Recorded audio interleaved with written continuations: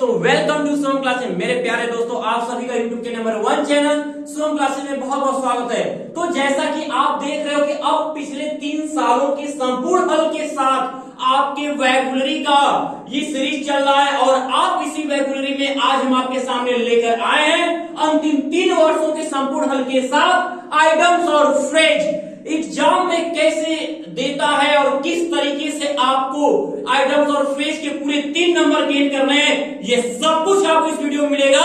इसके लिए आपको करना क्या है, वीडियो को शुरू से अंत तक देखना है। तो चलिए बात कर लेते हैं हम आपके इन 2020 का। सबसे पहले शुरुआत हो रही है 2020 का, जो आपके 7 सेट में आए हुए। देखिए एग्जाम में आपको दिया रहेगा जो भी आइटम्स और फ्रेज यानी 3 दिया रहता है और 3 को आपको पूरे नंबर के साथ पाना है, तो सही यूजिंग जरूरी होगी। आपको क्या करना होता है, सबसे पहले आपको पढ़ना है उसका इंग्लिश सेंस क्या होता है, ये क्लियर करना है। अब a bed of roses, a bed of roses का मतलब क्या है, फूलों की सेज। क्वाइट कंफर्टेबल यानी क्या, बिल्कुल आरामदायक, बिल्कुल आरामदायक। यानी आपने पहले क्या किया, इस फ्रेज को पढ़ा, उसका इंग्लिश में सेंस समझा। हिंदी नहीं लिखनी है, याद रहे हिंदी नहीं लिखनी है, आपने इंग्लिश सेंस समझा। अब इसको क्या करिए, कोई एक देखो एक ऐसा सेंटेंस बनाओ जिसमें ये अर्थ नहीं आना चाहिए बल्कि मेन फ्रेज उसमें यूज होना चाहिए। ऐसा क्या सेंटेंस बनेगा, तो आप लोग पढ़े हो, अगर मेटाफर का एग्जांपल किसी को आ रहा होगा आसानी से उसमें बेड ऑफ रोजेस का मैंने बताया हुआ है, तो वही सेंटेंस लिख दो, life is not a bed of roses, जीवन फूलों की सेज नहीं है। तो यूज कर देते हैं, life is not a bed of roses, life is not a bed of roses. यानी कि आपने क्या देखा, आपने क्या क्वाइट कंफर्टेबल इसमें फील किया, नहीं, ये तो बस सेंस इसका अर्थ आपको लिखना होता है। मेन आपका क्या, अगर अर्थ नहीं लिखते हैं तो फिर लेकिन यूज गलत नहीं करना है। और अगर 2020, 19, 18 आपने हल किया तो ये समझ लो कि आपका 2021 में बहुत ऐसे होंगे जो आपको पूरी तरह आश्वस्त करेंगे कि नंबर पा जाओगे। हमने देखा है तो पिछले उसके अगर जो 18 में है तो उसमें 14, 15, 16, 17 देखा गया, 19 में उसके पिछले साल का देखा गया। तो ऐसे कुछ गेसिंग जो होते हैं हमारे एग्जाम के लिए बहुत जरूरी होते हैं और मेन तो हमारा ये फोकस होना चाहिए कि हम इसको हल कैसे करना, लिखना कैसे है, क्योंकि जरूरी थोड़े कि वो आ जाए, न आए तो, लेकिन जो आए उसको तो हम क्लियर करें। इसके लिए मैं आपको बता रहा हूं एट 6 एंड 7 मतलब इसका होता है बेतरतीब अव्यवस्थित रूप से, ठीक है। इन डिसऑर्डर इसका मतलब होता है इन डिसऑर्डर अव्यवस्थित रूप से। तो मैंने अपने कमरे को अव्यवस्थित रूप से पाया, मैं पाया, आई फाउंड माई रूम, मैं अपने कमरे को पाया, आई फाउंड माई रूम, मैं अपने कमरे को पाया at 6 and 7, at 6 and 7, okay, ये हुआ इसका मतलब। अब अगर हम ये देखें, अब फूल्स पैराडाइज इसका मतलब क्या है, फुलिश हो, एक मूर्खतापूर्ण आशा करना, एक यानी कि असंभव चीज की चाह करना, यानी क्या, चांद को पाना। क्या है असंभव, चांद को तोड़ के लाओगे, टू ब्रेक द मून, चांद को तोड़ना है, ये क्या मूर्ख अभिलाषा आपकी है। तो cry for moon, cry for moon is a fools paradise. तो लिख सकते हो क्राई फॉर मून, ये भी एक फ्रेजल ही होता है वर्ड, फिर भी इसको हम यूज कर लेते हैं। Cry for moon is a fools paradise, a fools paradise. देखो बहुत फ्रेश आपके सामने है, एकदम अच्छे समझना मेरे प्यारे बच्चों, हर चीज एकदम क्लियर है। अब है अ बोन ऑफ कंटेंशन, यानी मैटर ऑफ क्वेलिंग, यानी झगड़े की जड़, कहते हैं झगड़े की जड़ को खोजना। तो ये क्या होता है, झगड़े की जड़ क्या है, तो यह जमीन क्या है, झगड़े की जड़ है, यही जमीन झगड़े की जड़ है। इसी के यानी अक्सर करके झगड़ा तो जड़ जोरू जमीन, 3 के कारण ही तो क्या होते हैं, ये सब चीजें होती हैं, लड़ाई और झगड़े, अगर ये तीनों चीज अगर न हो तो फिर झगड़े की कहां बात आती है। तो देखो अ बोन ऑफ कनेक्शन, तो लिख सकते हो क्या, this land is a bone of contention, bone of contention. ये आपका चौथा कंप्लीट हुआ। ओके मेरे बच्चों, अगला देखते हैं हरकुलियन टास्क यानी कठिन कार्य। Farming is a herculean task to me. क्या है, किसानी मेरे लिए बहुत कठिन है। जिसके पास देखो, जो व्यक्ति जो करता है, जिसको जो अच्छा लगता है आसानी से करता है। वास्तव में जो भी हमारे किसान हैं कितनी मेहनत करते हैं, ये तो आज उनकी बदौलत ही आज हर चीजें है। तो उसका मुख्य वो नींव है, उनके मजबूत होने से ही आज हम मजबूत हैं। हमारे किसान भाइयों के मजबूत होने से ही हम मजबूती के आगे। अगर वो ना हो तो फिर आगे की जितनी पहिए हैं देखो फिर क्या है, फेल हो जाएंगे। तो लेकिन फिर भी हर व्यक्ति इस काम को नहीं कर सकता है। वास्तव में उनके लिए सैल्यूट बनता है किसान भाइयों के लिए। तो हरकुलियन टास्क, डिफिकल्ट वर्क। तो क्या है, फार्मिंग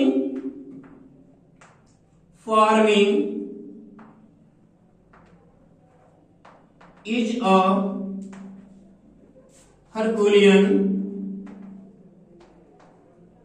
टास्क टू मी। किसानी मेरे लिए क्या है, बहुत कठिन कार्य है। और लेफ्ट एक्सक्यूज यानी फॉल्स प्लिया, फॉल्स प्लिया मतलब क्या, झूठा बहाना बनाना। आप लोग हर काम के लिए अक्सर झूठे बहाने बनाते हो ना, वही चीज है। लेकिन हमें झूठा बहाना नहीं बनाना चाहिए। तो आप क्या लिखोगे, we should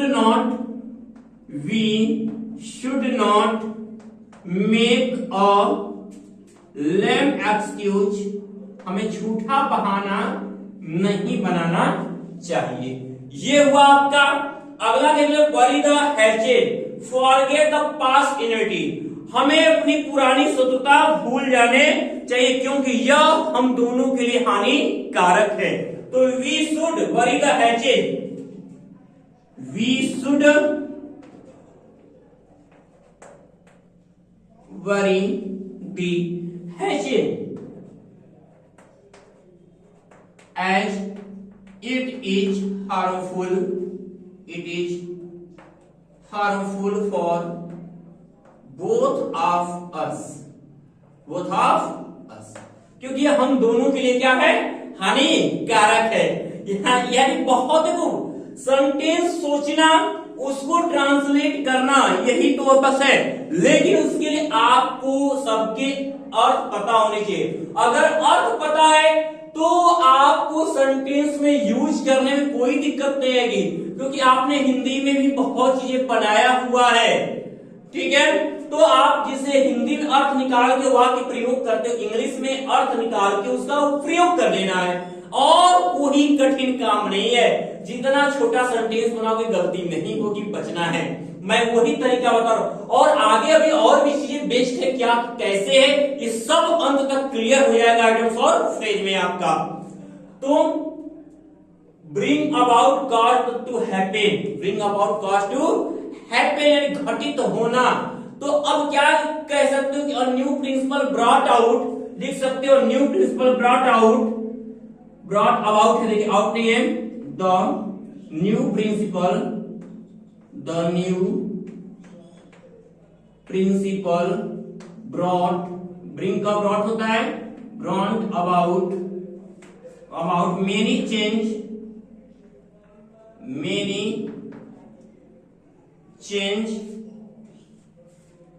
in our school, many change in our school, okay, in our school। यानी जो नया प्रिंसिपल अब हमारे स्कूल में बहुत से परिवर्तन घटित कर रहा है, बहुत घटित हो रहा है, ये आपका प्रयोग है। अब 2020 में कितने अच्छे हैं, अब 19, 18 तो और भी सुपर और लाजवाब है। जो आपको देखने के बाद लग रही है ये 19 में भी आ गया था, 20 में भी आ गया था, कुछ इसमें आपको अभी मिलेगा, लेकिन मैं जिसमें मिलेगा उसको लिखूंगा नहीं। ठीक है, चाइल्ड्स प्ले आसान काम, भोजन पकाना मम्मी के लिए तो बच्चों का खेल है। ठीक है, तो cooking is cooking is a child's play, child's play for my mother, मेरी मम्मी के लिए तो क्या है, एकदम मेरी मम्मी के लिए बच्चों का खेल है। ओके, तो मेरे प्यारे विद्यार्थियों अब हम बढ़ेंगे 2019 की तरफ। ये रहा आपका आइटम्स ऑफ फ्रेज का धमाल शुरू है। चलिए आगाज अब 2019 का। अब ये आपका 2019 का, देखिए 2019 में क्या कहा है, अ व्हाइट एलिफेंट एक्सपेंसिव थिंग, एक महंगी वस्तु। तो आप इसका यूज क्या कर सकते हो, कह सकते हो कि buying a Ferrari, buying a Ferrari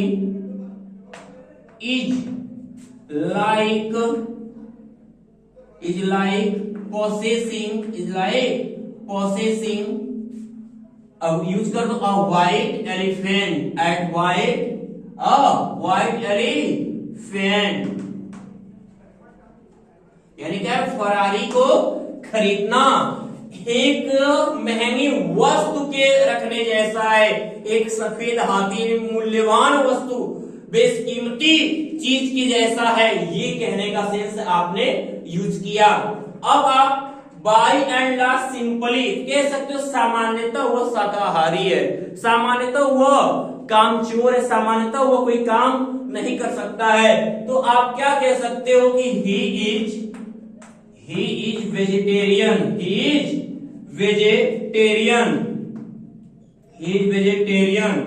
okay, क्या है, by and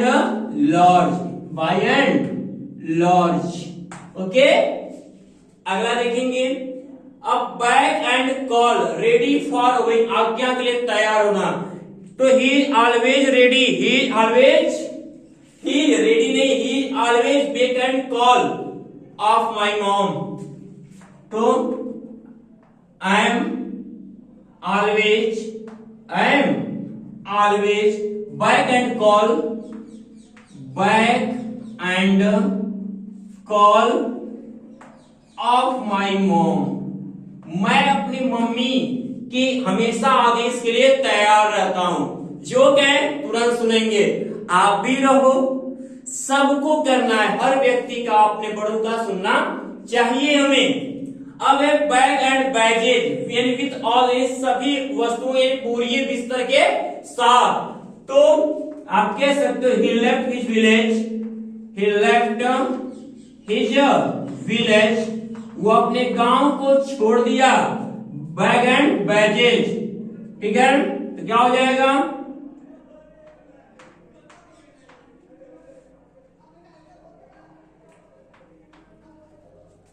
baggage,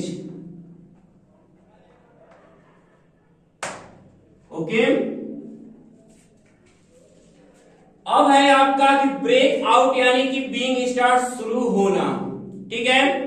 break out यानी शुरू होना। तो मैच क्या कह सकते हो, match will be broken out, match will broken out,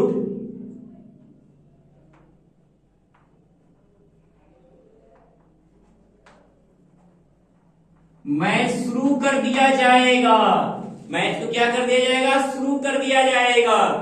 अब एप्पल ऑफ वंस आई, यानी वेरी डियर, बहुत प्रिय होना। तो क्या कह सकते हो किसी को कि अपने को या उसको, किसी को कि वह बहुत प्रिय अपने पेरेंट्स का। तो एन एप्पल क्या, एन एप्पल ऑफ वंस आई,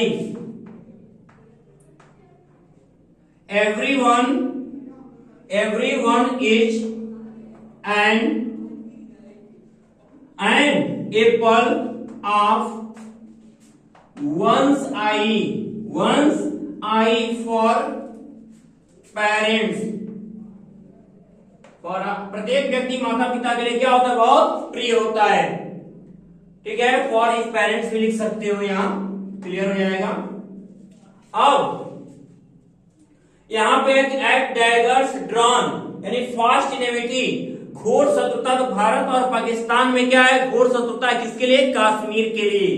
तो आप देखो सेंटेंस मैं बार बार कह रहा हूं, इनको समझो, उसका अर्थ क्या होता है। उसके अकॉर्डिंग सेंटेंस को बनाओ, लेकिन सेंटेंस क्रिएशन में ये वर्ड आना चाहिए, न कि उसका सेंस को समझाने के लिए लिखना है, और इसका आपको सेंटेंस में यूज मेन फ्रेज का आपको करना है।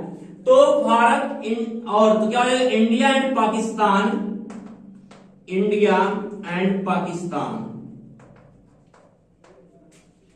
एट daggers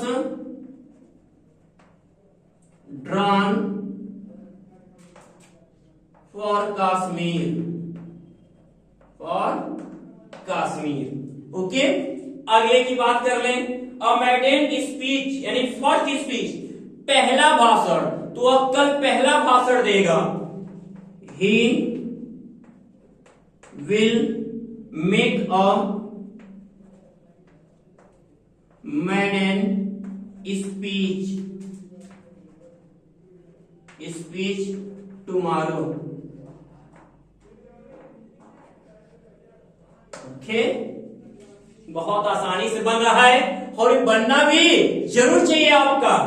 अब ब्लैक शीप यानी यूजलेस पर्सन, निकम्मा आदमी, बिना काम का नालायक। तो कहते हैं लोग ना कि देखो, एक था 11th में द अनरिटन क्लास, ऊपर में लाइन लिखी थी, every family has a black sheep. हर परिवार में एक निकम्मे होते हैं, एक बेकार पर्सन होते हैं। अगर 10 व्यक्ति है तो उसमें 9 अगर अच्छे, तो एक जरूर कहीं ना कहीं कमी जरूर निकले। क्योंकि लोग कहते हैं ना, हाथ की 5 उंगलियां बराबर नहीं होती हैं। तो वही है, every family has a black sheep, every family has a black sheep.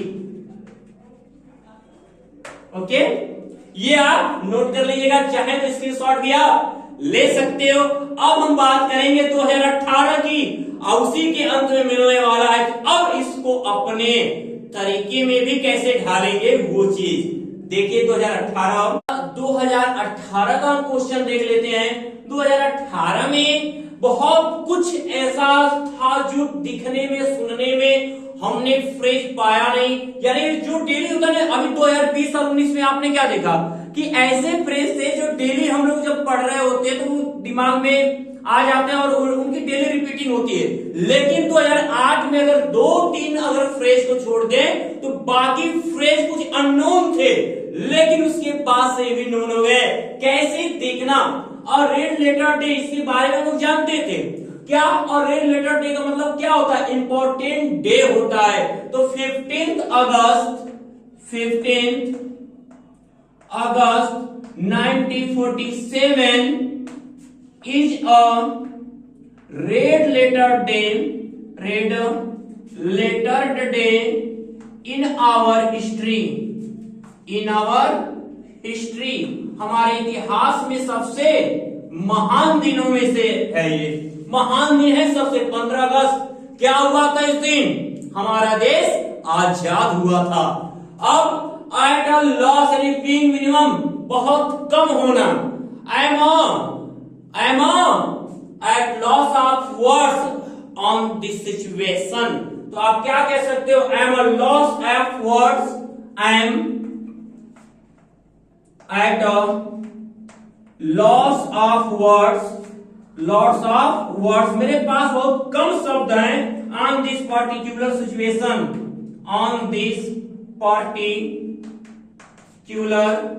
Situation, okay, ध्यान देना। अब आगे देखो, अब अगला सेंटेंस क्या है? और rolling stone unfaithful, he is a rolling stone. वो क्या है? वो क्या है जिसे भरोसा करने लायक नहीं है? He is a rolling stone, लो छोटा सा। Okay, by leaps and bounds, दिन दूनी रात चौगुनी, बहुत तेजी के साथ, तीव्रता यानी फास्टली मैंने लिखा है यहाँ पे, तो तीव्रता। तो क्या? आप दिन दूनी रात चौगुनी तरक्की करो। तो आपको हम यही आशीर्वाद देंगे कि मे गॉड प्रोग्रेस यू, भगवान आपको कुछ तरक्की करे। क्या? बाय लिफ्ट एंड बाउंस, दिन दूनी रात चौगनी। बाय लिफ्ट एंड बाउंस मेरे प्यारे विद्यार्थियों, यही हम आपको कहेंगे कि make out progressive by lift and bounce. मेहनत करो, सफलता मिलेगी, बहुत तेजी के साथ आएगी सफलता। ब्रेक डाउन क्लोज यानी बंद हो जाना, मेरा कंप्यूटर कल बंद हो गया। तो पास्ट इंडेफिनिट आ रहा है, मेन वर्ब का second form my computer, my computer broke down yesterday, broke down yesterday। Okay, अब अगला देखिए, बाय डिड ऑफ यानी के कारण, बाय डिड ऑफ वो अपनी मेहनत के कारण पास हो गए, वो एग्जाम को पास हो गए अपनी मेहनत के कारण। तो लिख सकते हो he passed the exam, he passed the exam. क्या? बाय डिड ऑफ हिज हार्ड वर्क, अपनी कठिन मेहनत के कारण वो परीक्षा पास हो गया। अब है कि इन हॉट वाटर यानी इंगेज इन ट्रबल, परेशानी में डालना खुद को। अब वहां क्या लिखोगे कि एक महिला को गाली देके वो खुद को परेशानी में डाल दिया। कि वो महिलाओं का सम्मान करना बहुत जरूरी होता है, कभी ऐसी गलती आप मत करना। तो क्या? By abusing a lady he got himself in a hot water। Okay, अगला देखो, अगर आप चाहते हो कि नहीं इससे भी ज्यादा आप आइडियम्स और फ्रेज, तो इसके लिए आपको करना कि पूरा पीडीएफ लेने के लिए मात्र शुभम क्लासेज का 299 रुपए में पेड क्लास ज्वाइन करिए। आइटम्स और फ्रेज की ऐसी फरमार मैंने दिया है कि उसको तैयार करने के बाद 2021 क्या पूरे हर साल आने वाला एग्जाम आपके जो पीछे के होंगे सब पास करेंगे। और पहले तो आप तैयार करके अच्छे मार्क्स आपको लाने हैं, तभी तो आगे आने वाले भी सोम क्लासेस के दीवाने होंगे। तो देखिए, अब लॉन्ग एंड शॉर्ट यानी नेसेसरी टॉकिंग यानी आवश्यक बातें, तो क्या कह सकते हो? देखोगे कि आई टोल्ड हिम, क्या लिखा है? Long and short